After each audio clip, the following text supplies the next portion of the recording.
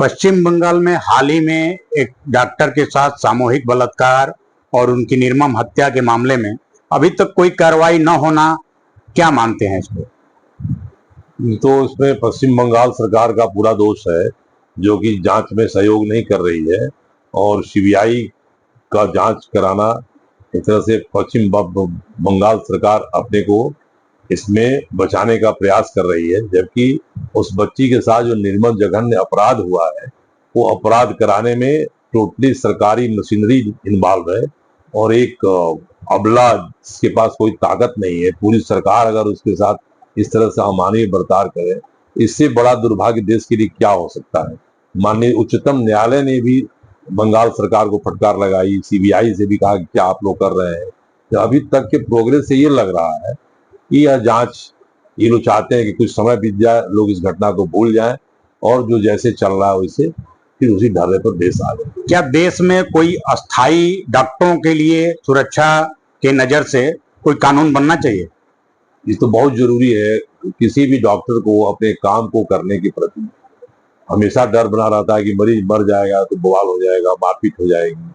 अब मरीज एकदम मरने कंडीशन में आ रहा है, उसके पास कोई अपनी फोर्स नहीं है, कोई सिक्योरिटी नहीं है। सबसे ज्यादा प्रॉब्लम तो प्राइवेट अस्पताल के लिए है।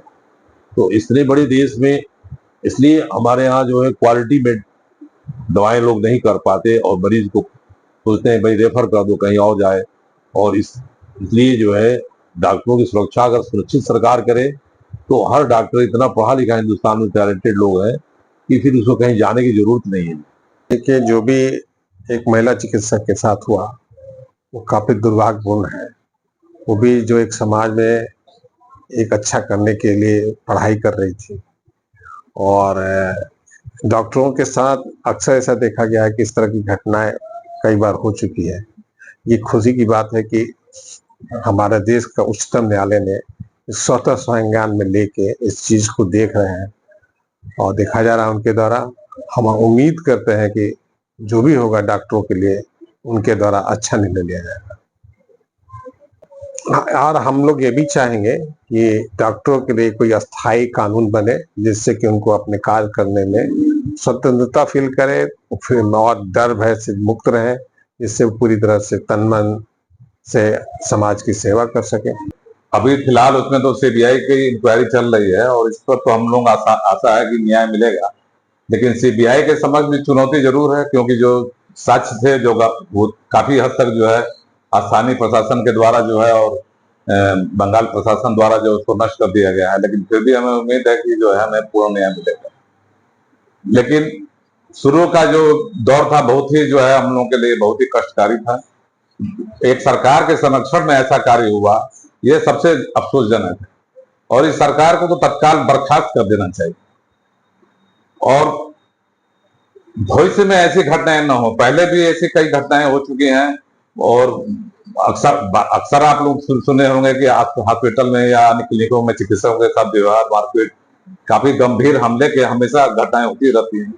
तो हमारी सबसे बड़ी मांग है कि एक तो इस केस में संपूर्ण न्याय मिले, दूसरा ऐसे केसेस की पुनरावृत्ति ना हो, इसके लिए सभी चिकित्सालयों को, चाहे वो सरकारी हो या प्राइवेट, उनको जो है संरक्षित घोषित किया जाए, वहां पर्याप्त सुरक्षा की व्यवस्था की जाए और इसके लिए एक मजबूत केंद्रीय कानून की आवश्यकता है।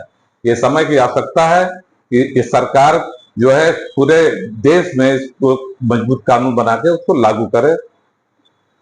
कलकत्ता में जो एक ट्रेनी डॉक्टर, जूनियर डॉक्टर थी रेस्पिरेटरी मेडिसिन की आरजेकर मेडिकल कॉलेज में, उसका सामूहिक बलात्कार एवं निर्मम हत्या जो की गई, बहुत सारे सवालों को छोड़ गई, जिसकी गुत्थी अभी तक नहीं समझ पा रही है। हालांकि पूरा देश ये जान रहा है कि चूक कहाँ से हुई है, गड़बड़ियां कहाँ थी और किन लोगों का इन्वॉल्वमेंट है, लेकिन अभी तक लोग, चाहे जो भी जांच एजेंसियां हैं, चाहे जो भी है, वो असली गुनाहगार के तक नहीं पहुंच पाए हैं। और हम लोग अपने जो इसके जिम्मेदार लोग हैं उनसे यही उम्मीद करते हैं कि जल्द से जल्द इसको सुलझाएं और समस्या का समाधान ऐसे नहीं कि केवल दोषी को सजा दे दें, बल्कि हमेशा के लिए ये दोबारा ये सब ऐसी घटना ना हो, इसके लिए भी प्रभावी कदम उठाए जाए।